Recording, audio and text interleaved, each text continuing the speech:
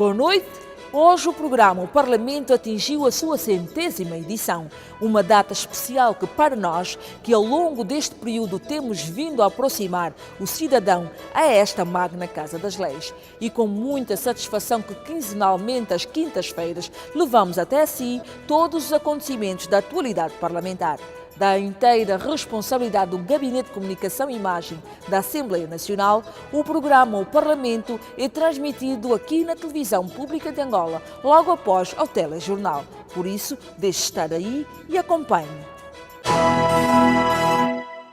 A reunião da Comissão Executiva do Fórum Parlamentar da SADC, realizada em Windhoek, capital da República da Namíbia, que decorreu durante 2 dias, sob orientação do Presidente da Assembleia Nacional, Fernando da Piedade Dias dos Santos, encerrou com um balanço positivo na medida em que vários assuntos do interesse da organização foram revistos com o fim de imprimir qualidade à sua funcionalidade. Mais detalhes já a seguir. O Fórum Parlamentar da SADC continua a enfrentar sérios desafios de natureza institucional. Quem o disse foi o Presidente da Assembleia Nacional, Fernando Piedade Dias dos Santos, quando discursou no ato de abertura da reunião da Comissão Executiva desta organização interparlamentar, que, dentre outros assuntos, analisou a nova proposta da estrutura orgânica do seu secretariado, bem como o estado de preparação da 43ª Assembleia Plenária a realizar-se neste mês em Luanda. Os referidos desafios incluem os de natureza financeira. Por isso, teremos a ocasião para, igualmente, apreciar o estado de saúde financeira do Fórum Parlamentar da SADC. Este é um desiderato que não pode ser alcançado sem o contributo de todos e cada um dos nossos parlamentos. O relator do secretário-geral do Fórum Parlamentar da SADC é outra peça-chave que deve também merecer a nossa atenção. Ele contém o progresso registrado ao nível da implementação das deliberações aprovadas na 42ª Assembleia Plenária. É pós-tarefa desta Comissão Executiva, nos termos da Constituição e do regimento, fiscalizar a referida implementação. Queremos sair do ciclo vicioso de discussão interminável dos mesmos assuntos. Temos de progredir. Não podemos ser reféns de circunstâncias alheias à nossa organização. Após a análise do relatório da Secretaria-Geral do Fórum Parlamentar da SADC, os parlamentares deliberaram a suspensão de Isaú Chivia do cargo de secretário-geral desta organização regional africana. Por questões ligadas, digamos, a alguma disciplina ou indisciplina ligada à probidade na gestão, digamos, do fórum, na gestão dos recursos,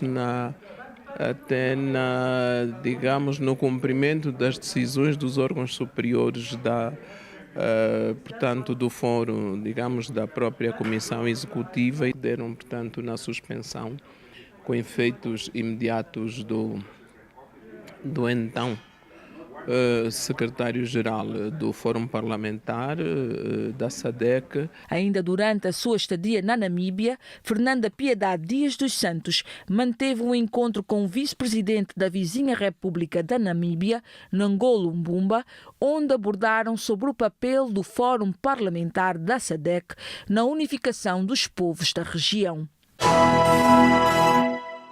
No mês da criança, a primeira vice-presidente da Assembleia Nacional, deputada Joana Lina Cândido, recebeu um grupo composto por 26 estudantes do Colégio Ngongo do primeiro ciclo de ensino. Os petizes efetuaram uma visita guiada às instalações do Parlamento e puderam conhecer de perto o funcionamento da Casa das Leis. O calendário marcava 1 de junho, dia internacionalmente dedicado à criança. Para estes alunos do Colégio Ngongo, A data teve um sabor especial porque, pela primeira vez, visitam a Assembleia Nacional. A curiosidade dos petizes sobre a organização e o funcionamento do Parlamento foi esclarecida pela primeira vice-presidente da Assembleia Nacional, deputada Joana Lina Cândido, que, em nome dos parlamentares, deu as boas-vindas aos alunos que se mostraram impressionados com a estrutura arquitetônica da Casa das Leis.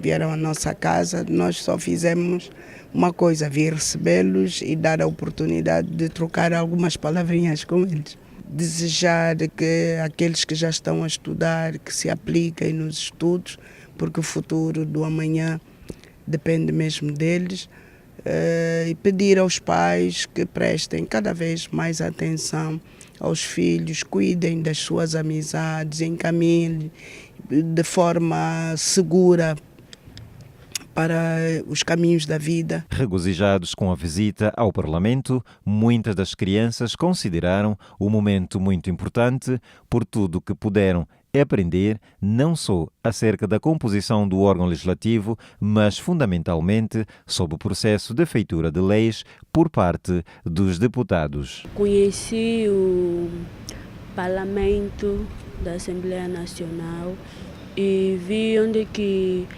os deputados fazem as suas reuniões. Eu gostei de ver muito o coração da Assembleia, gostei de saber, gostei de ver os deputados, a secretária. Gostei muito da visita na Assembleia Nacional. Aprendi como está dividida a Assembleia, que está dividida em 4 blocos, e vi a estrutura da Assembleia. Queria agradecer pelo convite que fizeram para nós. Já o professor Júlio Canhanga, coordenador do grupo de alunos, avançou que a visita enquadrou-se no programa extracurricular do colégio referente ao mês dedicado à criança. Esse é um momento praticamente de descontração em que as crianças saem do seu ciclo normal e vêm ver aquilo que é algo novo, algo inovador para eles, de modo a que eles possam dar conta de que o ciclo em que se encontram não é somente o existente. Apesar de assumir-se como laico, o Estado angolano tem a Igreja como uma grande parceira social. Foi neste sentido que a Assembleia Nacional acolheu, no passado mês de maio, diferentes confissões religiosas para analisar a responsabilidade e a atuação das igrejas na sociedade e mostrar que, afinal, a fé e a política podem andar juntas na construção de um país melhor. Costuma-se dizer que política e religião não se discutem, mas, contrariando essa máxima, líderes cristãos uniram-se aos políticos no encontro promovido pela 7ª Comissão de Trabalho Especializada da Assembleia Nacional para debater o papel da Igreja e o seu posicionamento diante do atual contexto político e socioeconômico do país. As instituições religiosas, como parceiras indispensáveis do nosso Estado, são convidadas para uma maior intervenção, uma maior envolvência e cooperação com o Estado angolano, fundamentalmente na luta pela moralização da sociedade angolana, através da moldagem do caráter e de pacificação dos espíritos que promovam a unidade nacional, a justiça social e o bem-estar dos angolanos. Posto o apelo do presidente da 7ª Comissão, deputado Paulo Pombolo, as inquietações foram colocadas. No que toca à questão do fenómeno religioso e multiplicação de seitas, os líderes cristãos expressaram-se nos seguintes termos. A laicidade do Estado, pensamos nós, não deve ser sinônimo de permissivismo, indefinição, sujeição às culturas nefastas, anticristãs, antissociais, tribalistas, racistas e intolerantes. O SICA ressalta que o crescimento da Igreja não deve ser confundido com proliferação de igrejas. Somos de opinião que se crie um grupo de especialidade, incluindo teólogos ou teólogas, para analisar e afirmar a identidade das organizações religiosas. A Igreja não é oportunista. Se vêm outras religiões, elas são bem-vindas, nós não fazemos guerra a ninguém. Mas também não queremos que venham religiões aqui usurpar a autoridade do governo angolano, fazendo de Angola o que eles quiserem. A multiplicação de lugares de cultos não deve ser visto como uma ameaça à tranquilidade pública ou como uma proliferação das igrejas.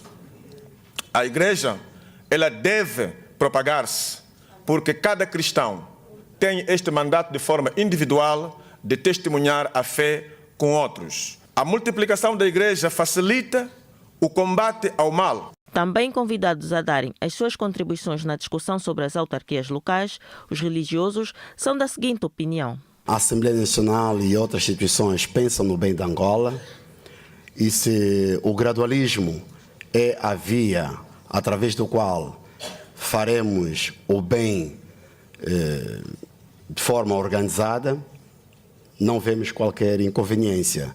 Aí temos alguma discordância quanto ao princípio do gradualismo, que, embora esteja consagrado na Constituição, por pensarmos nós que é um princípio de per si discriminatório, um princípio que não vai favorecer os já desfavorecidos. Há regiões no país totalmente abandonadas, há regiões esquecidas, e essas regiões, se não forem alavancadas e potenciadas para terem o mesmo patamar e as mesmas oportunidades, continuarão sempre em segundo plano. Tem que haver um equilíbrio total entre todos os municípios do país, assim como as províncias. Relativamente à questão do aborto, crime punível por lei com as devidas ressalvas, na nova versão do Código Penal, o consenso fala mais alto. A nossa cultura tradicional é pela vida. A nossa cultura é de matriz cristã também. Portanto, é preciso que isso esteja claro, que os nossos políticos não tenham um espírito temerário ao assumir este compromisso, que a cultura tradicional nossa é pela vida, é para a vida e é para proteger a vida. Nos revemos com a posição da Igreja Católica Apostólica Romana apresentada aqui. Apesar disso, sustentamos que concordamos com o aborto, desde que seja para salvar a vida da mãe. O direito à vida é inegociável e por isso reafirmamos e levantamos nossa bandeira contra a tentativa de banalizar a vida e dizemos, mais uma vez, não ao aborto. Aprovada recentemente por maioria qualificada pelos deputados da Assembleia Nacional, a Lei de Repatriamento de Recursos Financeiros domiciliados no exterior do país constitui ainda destaque na agenda parlamentar e nacional. A pensar nisso, a voz do cidadão foi à rua saber que conhecimentos têm os cidadãos sobre este diploma legal. Muito se discutiu sobre a Lei de Repatriamento de Recursos Financeiros domiciliados no exterior do país.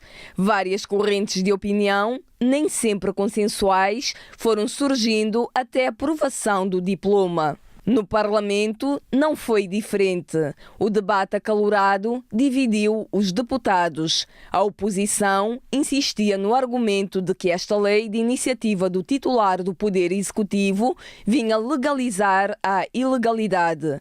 No entanto, prevaleceu a vontade expressa pela maioria dos representantes do povo de fazer jus ao instrumento legal que visa a promoção do desenvolvimento económico e social da nação. Mas, afinal, o que sabem os cidadãos sobre a Lei de Repatriamento de Recursos Financeiros domiciliados no exterior do país? O dinheiro deve voltar ao nosso país, porque os angolanos que estão a sofrer, os angolanos não têm hospital, não têm escola, saneamento básico está mal, o emprego está mal. Esse dinheiro se voltar, eles meter no nosso país, meter as empresas aqui no nosso país, o povo trabalhar, quem vai beneficiar desse dinheiro é o povo angolano. Aquelas pessoas que basicamente depositaram dinheiro nas contas estrangeiras irão ganhar consciência de que pela próxima não poderão fazer, esse dinheiro será útil para o desenvolvimento socioeconômico do país.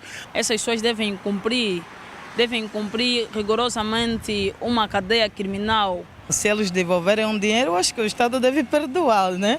Se perdoarem, né? Acho que muitos poderão admitir que realmente fizeram, mas se disserem que vão sancionar, acho que muitos vão preferir não se manifestarem. Acho que não tem relevância a identidade deles.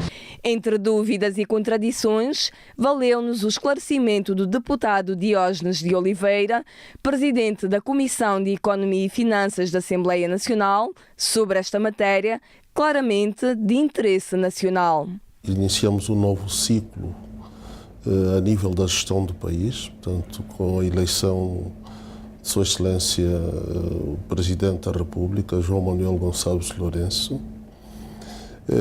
E uma das iniciativas que tomou, fruto também do momento menos bom que a economia angolana está a atravessar, a que pudesse apelar ao espírito patriótico de todos aqueles que sejam detentores de recursos financeiros domiciliados no exterior do país, a poderem investir no seu próprio país e para benefício não só dos cidadãos, mas acima de tudo para apoiar o esforço que o país deve fazer em termos do desenvolvimento económico e social.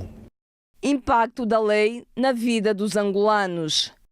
Quando investimos recursos, quer para a importação das necessidades primárias, por exemplo, a importação de equipamentos, de medicamentos, etc., estes recursos são escassos e, repatriados para o país, permitirão contribuir fundamentalmente para também aquilo que nós defendemos, a diversificação da economia. E, acima de tudo, se nós investirmos nos vários sectores da economia, eles vão gerar, em primeiro lugar, emprego. E esta é uma das questões mais preocupantes que temos no país.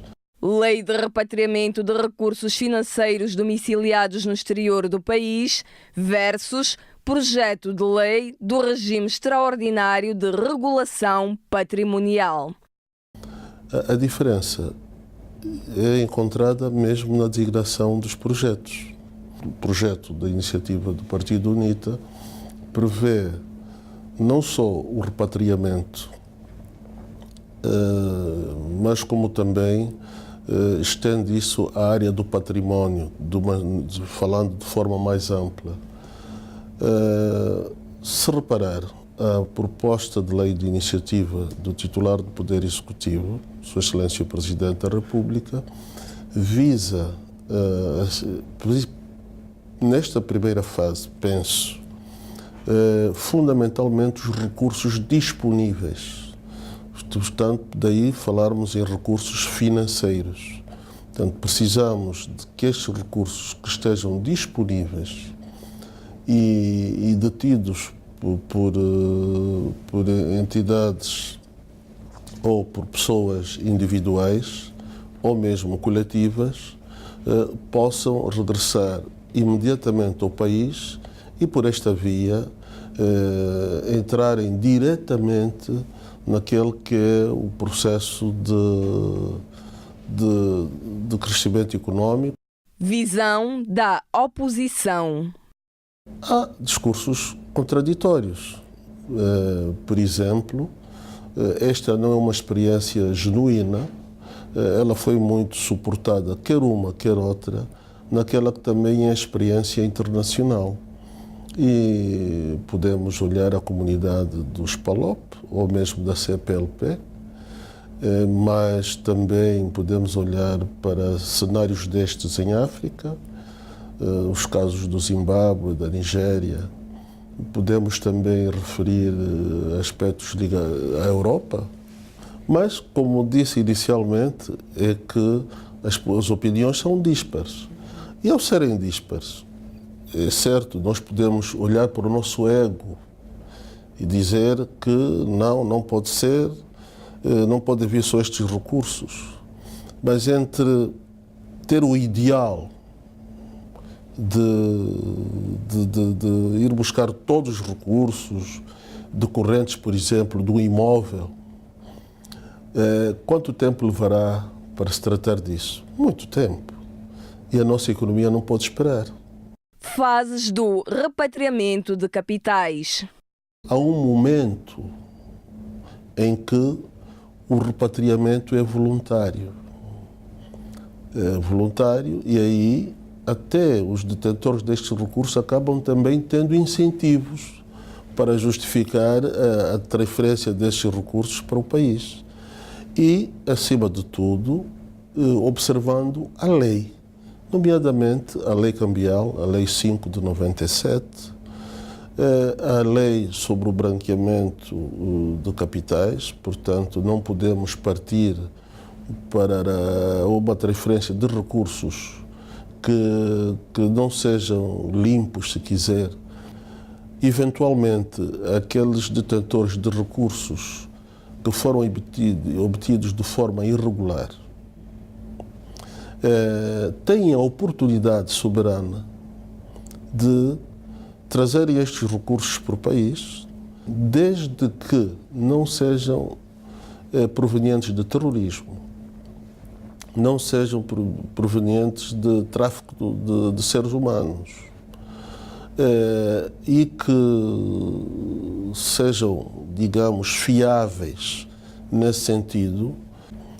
A fase coerciva terá incidência sobre os cidadãos ou entidades nacionais coletivas que, detendo estes recursos, digamos, à margem do que é estabelecido na Lei 5/97, que é a lei cambial, e que não tenham observado as disposições ligadas à lei do branqueamento e combate ao terrorismo, desde que por terceiras entidades ou por indicações a que o Poder Executivo tem acesso, naturalmente utilizará todos os mecanismos ao seu alcance no sentido do repatriamento destes recursos para o país.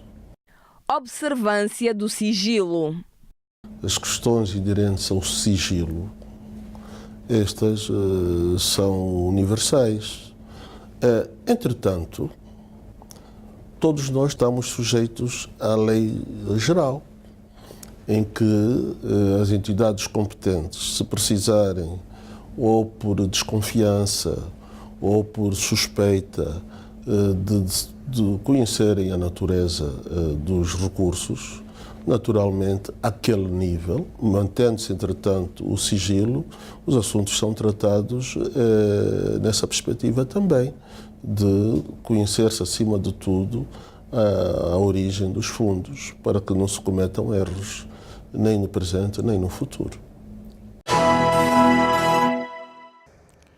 2014 foi o início de tudo. O projeto saiu do papel, entrou em casa dos telespectadores. Nascia assim o programa O Parlamento, um retrato das atividades parlamentares dentro e fora da Assembleia Nacional.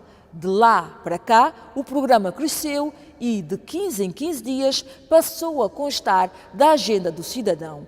Hoje, o programa O Parlamento completa 100 edições e nós trazemos para si um bocado dessa trajetória.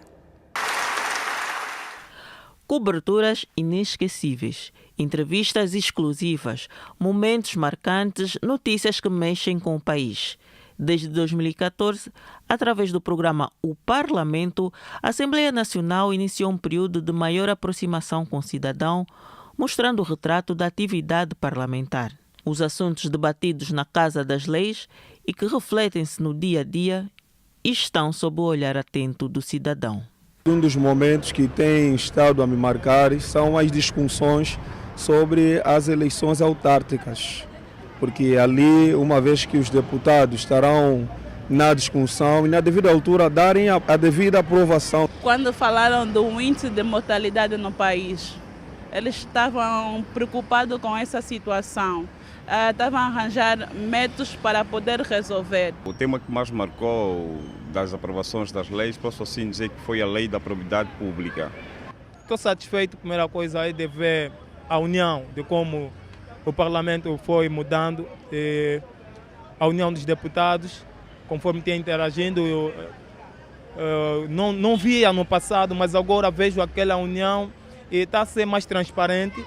Cada um de nós é um dever de cidadania acompanhar o debate no Parlamento. Eu, atualizado, consegue debater, consegue, portanto, eleger os meus dirigentes para outros municípios ou para as províncias, já que estamos em 2022, serão as eleições autárquicas. Então nós temos, como cidadão, temos que estar atento, acompanhar esses debates que acontecem no Parlamento. Não parar por aqui, os angolanos sentirem que nós estamos a ter um Parlamento com aquela dignidade, aquele Parlamento com que qualquer um possa ter a sua liberdade de expressão. Pois é, são alguns anos testemunhando fatos e transformando-os em notícia, através de um repórter, um operador de câmara, um editor, um técnico de som. Na verdade, toda uma equipa que carrega a responsabilidade de produzir o programa. Tem sido um desafio muito bom. O programa Parlamento é um programa que vem para ajudar as pessoas que não têm muito bom conhecimento acerca do que acontece cá dentro na Assembleia Nacional, das atividades do Parlamento, ajuda as pessoas a perceberem mais como é que os deputados trabalham, como é que a administração da Assembleia Nacional funciona. Trabalhar numa instituição como a nossa, que é a Assembleia Nacional da República de Angola, é uma grande responsabilidade porque fazemos comunicação institucional. A princípio não foi fácil, tivemos muitos desafios e continuamos a ter. Temos que dar o nosso melhor, nós trabalhamos em equipa. Empenho e dedicação. Tudo para deixar o cidadão cada vez mais próximo do Parlamento, que é, sem dúvida, a casa do povo. E é desta forma que pomos um ponto final à 100ª edição do nosso programa O Parlamento. Na próxima quinta-feira estaremos de volta com mais informação parlamentar atualizada. Desta feita, ao longo do programa Manhã Informativa na Rádio Nacional de Angola. Você pode manter contacto diário com os acontecimentos que marcam a atualidade parlamentar na nossa página oficial da internet www.parlamento.ao. Recordamos que as reuniões plenárias realizadas nesta Casa das Leis são públicas. Por isto, não hesite e venha acompanhar de perto a 10ª reunião plenária ordinária da primeira sessão legislativa da 4ª legislatura, agendada para o próximo dia 21 deste mês. O Parlamento mais perto de cada angolano. Boa noite.